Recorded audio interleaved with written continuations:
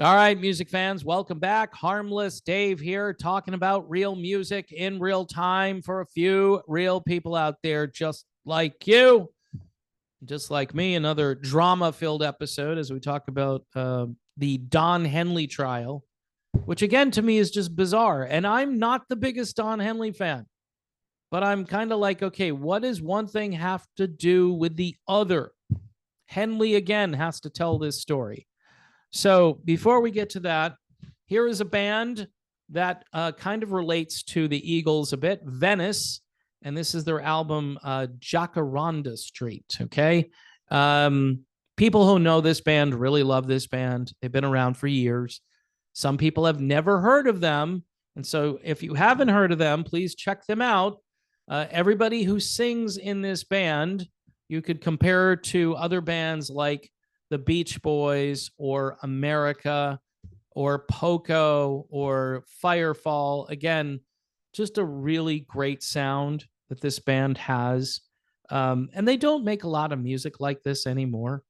This came out probably like 6 years ago now, maybe longer than that. So I've had it since I started doing this channel. Figured I would showcase it here. If you're a fan of the Eagles, you would probably dig Venice. All right. So this article comes from MSN.com. Don Henley was asked in a New York courtroom Monday about a seamy episode from his past. His 1980 arrest after authorities said they found drugs and a naked 16-year-old girl suffering from an overdose at the Eagles co-founder's Los Angeles home. Henley was testifying at an unrelated criminal trial where 3 collectibles dealers are charged with conspiring to own and attempt to sell handwritten draft lyrics to Hotel California and other Eagles hits without the right to do so. The men have pleaded not guilty.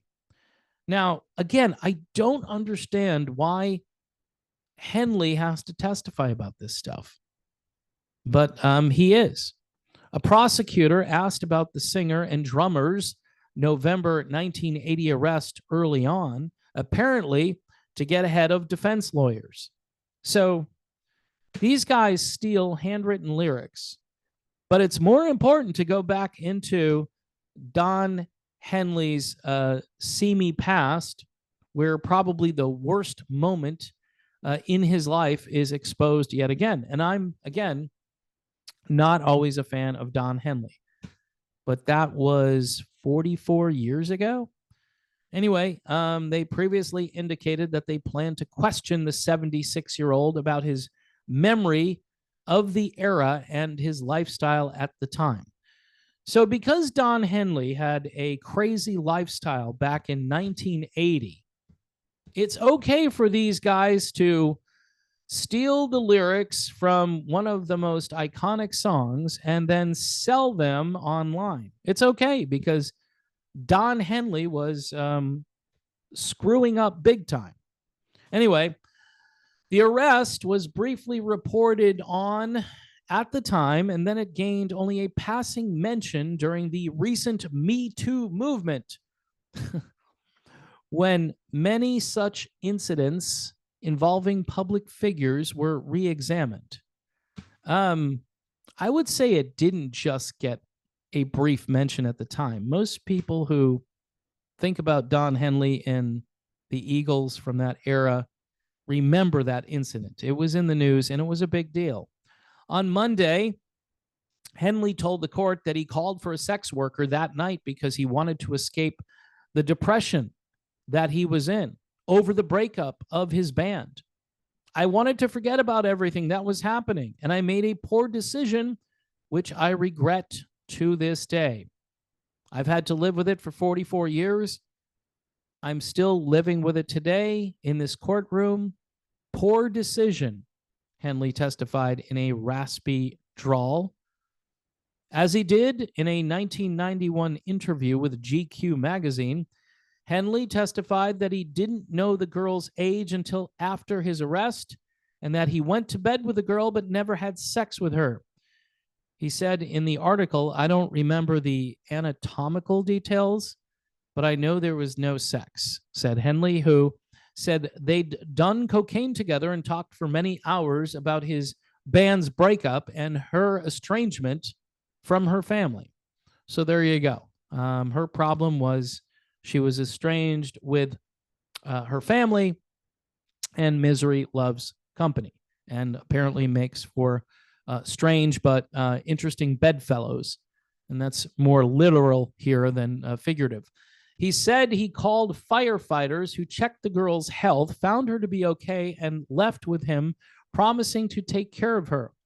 The paramedics found her in the nude, called police, and authorities were dispatched back to the house. Henley said Monday that she recovered and was preparing to leave with a friend she'd had him call when police arrived hours later. At the time, authorities said they found cocaine, quaaludes, and marijuana at his Los Angeles home. Again, Henley pleaded no contest in 1981 to a misdemeanor charge of contributing to the delinquency of a minor. He was sentenced to probation and a $2,500 fine, and he requested a drug education program to get some possession charges dismissed.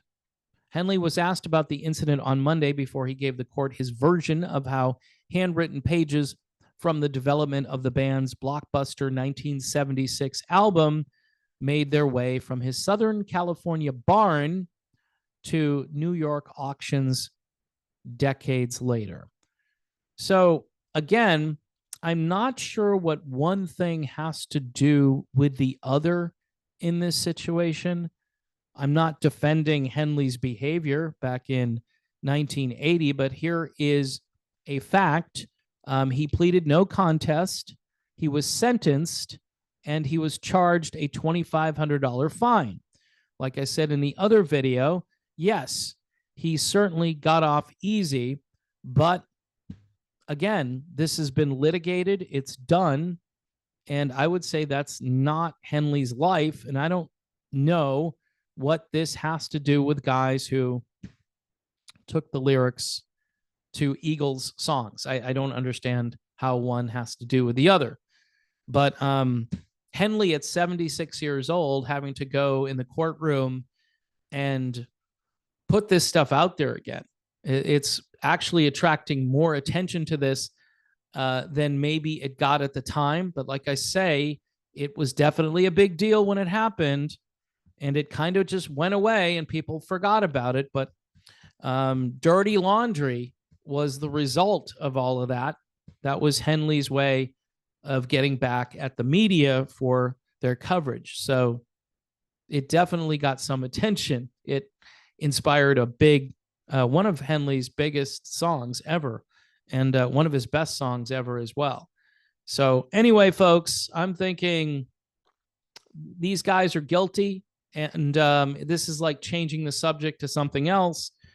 And I don't think you want to mess with Don Henley. I think he's got pretty good attorneys, and I think he'll probably win this case. It's sad what people will do for money. And these guys did this, and did they not know, or did they not think that someone might discover that they did this? Like, where'd you get these lyrics? Well, I don't know. I mean, who'd you buy them from? So it's like money laundering. It's like stolen lyric laundering. So anyway, folks, just another day in the rock and roll world. Not that much to talk about, but Don Henley is on trial, and that's kind of a big deal. So if you like the Eagles, you might dig Venice. I was talking about this at the beginning of the video, Jacaranda Street. Check it out. They have other music out there that you should inquire about, and go surfing through your Spotify or whatever it is. Also, want to thank everybody for their support on the channel, but I still need patrons to sign up. As always, I have patrons who come, I have patrons who go, YouTube memberships as well. You do get early watching privileges with YouTube memberships. So I appreciate folks who have done that. And like I say in every video, please pray for peace in the Middle East, but really around the world. Pray for peace in Ukraine and Russia. Just pray for peace in general. And thanks for watching. God bless everyone, and I will see you soon.